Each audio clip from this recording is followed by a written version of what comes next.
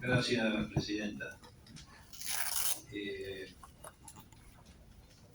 Bueno, independientemente de los reparos que ha puesto con anticipado el testigo, que trataremos de respetar en la medida de lo posible para efectivamente no violar sus derechos, me parece que el único reparo que no puede ser opuesto por un testigo es la violencia moral que significa el desenvolvimiento y la decisión de esta comisión de llevar adelante, en virtud del artículo 53 de la Constitución Nacional, el juicio político. Porque eso no afecta de ninguna manera a sus derechos, es una opinión de carácter evaluativo que es respetable pero es impropia en el desarrollo de esta reunión. Respecto a lo que el testigo anticipó, efectivamente nosotros estamos aquí para dar un marco general a las preguntas, tratando de establecer si es cierto o no, si es veraz o no, que ha habido a lo largo de muchos años, que abarcan buena parte de la gestión del exministro, connivencia entre el Poder Ejecutivo Nacional y la Corte Suprema de Justicia de la Nación y otros poderes judiciales en el direccionamiento o en la intromisión en causas judiciales. Yo en ese sentido venía a preguntar, y voy a hacer las preguntas, por supuesto el testigo está, como ya lo anticipó, en su derecho de oponer el riesgo de que pueda ser incriminado por sus respuestas en causas penales, pero precisamente yo venía a preguntar, entre otras cosas, fundándome, en primer lugar, en un dictamen del relator especial de la independencia de magistrados y abogados de la Organización de Naciones Unidas, del doctor García Sayán, que describe la existencia para esa época en nuestro país de un plan sistemático direccionado desde el poder político para disciplinar jueces y obtener pronunciamientos judiciales. Y concretamente quería preguntar al testigo si las denuncias al juez o al camarista de la Sala 6 de la Cámara del Trabajo, doctor Luis Raffagelli, quien manifestó que fue denunciado ante el Consejo de la Magistratura por no dejarse apretar y presionar porque sacó resoluciones incómodas para el gobierno de turno, esto es textual, como fue la reincorporación de trabajadores del AFCA, Pepsi o el convenio del Ministerio de Trabajo en el caso Arcodolado, McDonald's, Telam, bancarios, que también merecieron el pedido de juicio político a su compañera de sala, la doctora Diana Cañal. Si las presiones que denunció la doctora Martina Ford, titular del Juzgado Federal número 2 de San Martín, que expresamente dijo, comillas, en mi caso el operador del ministro Gadamano fue Contegrán, y que también fue denunciada en el Consejo de la Magistratura, si las expresiones ejercitadas sobre la ex procuradora Alejandra Gil Carbó, traducidas en una verdadera cacería, que dieron por resultado final una causa penal que está en trámite por extorsión, si la decisión de denunciar al doctor Alejo Ramos Padilla en el Consejo de la Magistratura cuando estaba en pleno desarrollo su investigación sobre una cédula paraestatal de espionaje, si la decisión, de acuerdo a la denuncia que en su momento formuló, es cierto que frente a los micrófonos no está formulada oficialmente, pero sí frente a los micrófonos, la doctora Ana Figueroa, el 9 de mayo del 2020, en el sentido de que un funcionario por debajo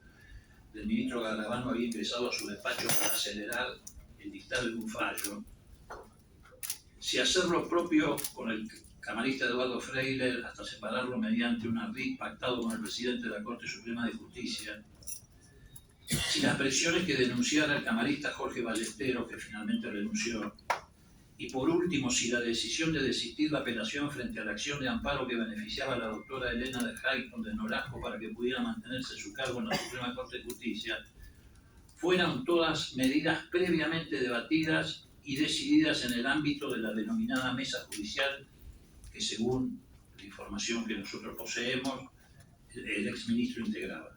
Esta es la primera pregunta. Sí, diputado Tonelli.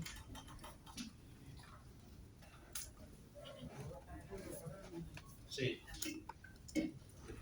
quiero hacer una aclaración para que conste en la versión taquigráfica respecto de la introducción a la pregunta que acaba de hacer el diputado. Porque hasta donde yo recuerdo, no hay dictamen alguno del relator García Sayán que hable o se refiera a ese plan sistemático. En realidad, lo que ocurrió es que hubo una denuncia contra el gobierno argentino de que supuestamente existiría ese plan sistemático.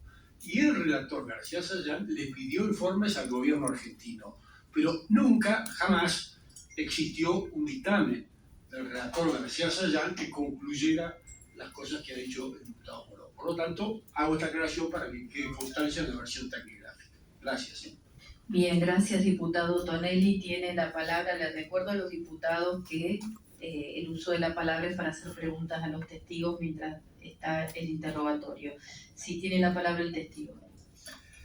Señora Presidenta, lamentablemente, como anticipé, lo que ha relatado o leído el diputado Moró es parte de la denuncia que efectuó el sede penal, lo que yo denominé falsa denuncia, y que es un proceso que está en trámite. Si usted me ordena que yo responda, no tengo ningún problema en hacerlo, pero necesito que usted me ordene responder esta pregunta. Eso depende de usted, que se siente incriminado por la respuesta que vaya a dar. Eso lo define usted. Si usted cree que la respuesta que tiene que dar lo va a incriminar en las causas que tiene pendiente, pero es una decisión suya, no mía. Discúlpeme, señora Presidenta, pero no funciona así el derecho que fija la Constitución. Yo soy inocente de todos los cargos, estoy señalando que es una falsa denuncia. Lo que estoy diciendo es que hay una garantía constitucional de no declarar bajo juramento en contra. Si yo declaro esas preguntas, todo este acto es nulo, tanto en sede judicial como en sede de cualquier organismo de derechos humanos. Entonces, la decisión es suya. Yo no tengo problemas en responder. Necesito que, en definitiva, usted, si quiere que responda, me lo pida, me lo ordene y yo lo haré. Pero ustedes tienen que resolver este conflicto, porque si yo fuera juez, en este caso, lo eximiría al testigo y le levantaría el juramento de decir verdad. Pero es algo que debe definir esta comisión, no es una decisión mía arbitraria. Nosotros no lo vamos a obligar a contestar ninguna pregunta que pueda autoincriminarlo a usted en una causa en trámite. Así que en eso lo liberamos de tener que responder ninguna pregunta que usted entienda que lo afecta. No levantamos.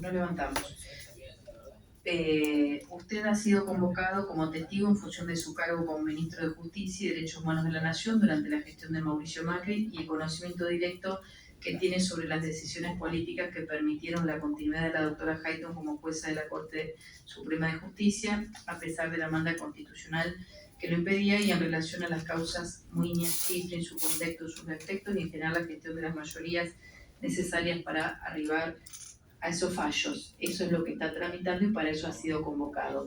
Le vamos a dar la palabra al diputado Tagliada y luego continúa el diputado Moró con las preguntas que tiene para formular. Presidenta, yo creo que efectivamente la cuestión funciona como usted lo está planteando y no como pretende el testigo, por dos cuestiones. Primero, porque usted no es una jueza, no tiene facultades para esto. Y en segundo lugar, porque esto lo conoce seguramente el testigo más que nadie, si él hace una manifestación respondiendo a las preguntas que le acaba de hacer el diputado Moró, y esas preguntas están en el marco de una declaración bajo juramento de decir verdad, si el testigo no dice la verdad en esa respuesta, sigue amparado por la garantía que tiene y que invocó antes de arrancar la declaración. Es decir, que no puede haber una acusación de falso testimonio contra el testigo si está declarando en una cuestión que, según él, por la que está imputado. Entonces, ni usted tiene facultades, y yo creo que usted tiene razón cuando es una decisión del testigo de declarar o no, en función de que esto no es un tribunal, y más allá de las aplicaciones supletorias que correspondan, la cuestión está resuelta en el reglamento. Bien, continúe, diputado Moró.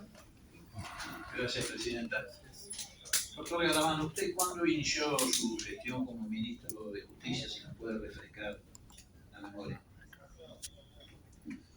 Yo comencé en diciembre, el 10 de diciembre del 2015. Y finalizó El 9 de diciembre del 19. muy bien. Precisamente 10 o 12 días después de iniciarse la gestión del presidente Macri, se resolvió mediante un decreto quitarle a la Procuración Fiscal, a la Procuración General, la Oficina de Escucha e Intercepciones Telefónicas, que le había sido trasladada un poco más de un año antes por el gobierno de la doctora Cristina Fernández de Kirchner para transparentar el funcionamiento de esa dependencia que hasta ese momento estaba en el ámbito de lo que se conocía como la CIDE. Esa decisión, que se tomó a una velocidad inusitada por tratarse de los primeros días de gestión, y además sobre todo porque recayó en días de festejo de Navidad y Año Nuevo,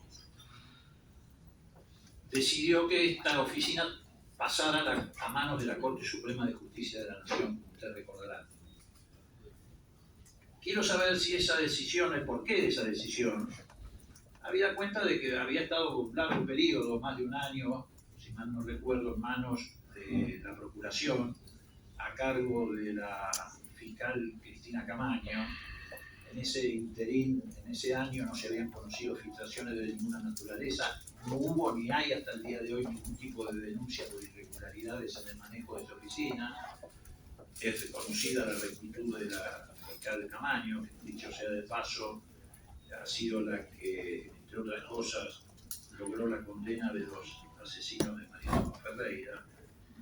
Y entonces, la verdad es que me interesaría que nos ilustre acerca del porqué de una decisión de esa naturaleza, por qué el apuro y la urgencia, si eso se negoció con el presidente de la Corte, el doctor Lorenzetti, que en esos días ingresó en 2 oportunidades a la Casa de Gobierno, si en esa negociación se pactó la designación del camarista Martín Irursun al frente de esa oficina, a pesar de que el decreto efectivamente, si mal no recuerdo, establecía que había que hacer un sorteo en la Corte Suprema de Justicia, sorteo que tuvo una particularidad.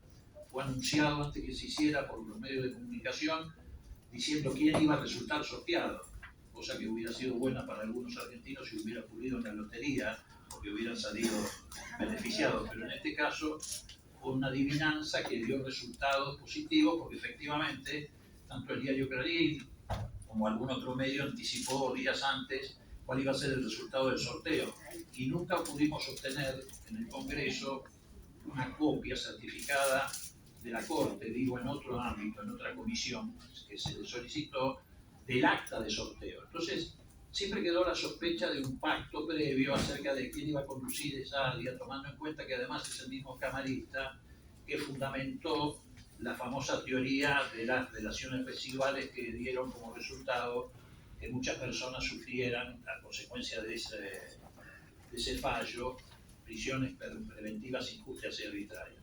Entonces, concretamente, y porque supongo que esto no está en la esfera de ningún proceso que lo comprenda usted, quisiéramos saber la respuesta suya respecto a estas preguntas o interrogantes, porque